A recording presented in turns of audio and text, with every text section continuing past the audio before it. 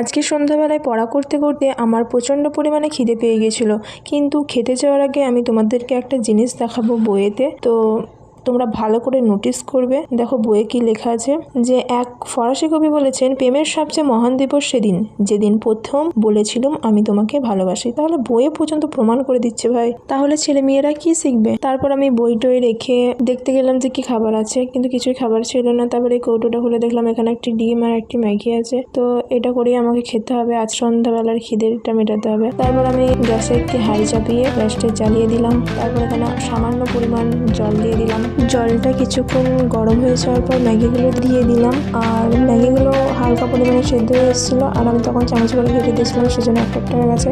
তারপর হলুদ গুঁড়ো, লঙ্কা গুঁড়ো, নুনটা দিতে ভুলে গেছিলাম। তারপর সবশেষে নুন দিলাম, আর একটু জলও দিয়ে দিয়েছিলাম কারণ ধরে যাচ্ছিলো তলাটা। আর এদিকে ম্যাগি মশলাটাও দিয়ে দিলাম, যেটা না দিলে টেস্টি হবে না। আর তখন নুন দিচ্ছি আমি। আর অন্যদিকে আমি কড়াইতে ডিম ভেজে রেখেছিলাম, সেই ডিমগুলো পর্যন্ত দিয়ে দিলাম। তো আমার মতো তোমরা বাড়িতে ট্রাই করতে পারো, কিন্তু তোমাদের কেমন লাগবে বলতে পারছি না। কিন্তু আমার খেতে ভালোই লেগেছিল, যেহেতু আমি করেছি তাই আরও সুন্দর।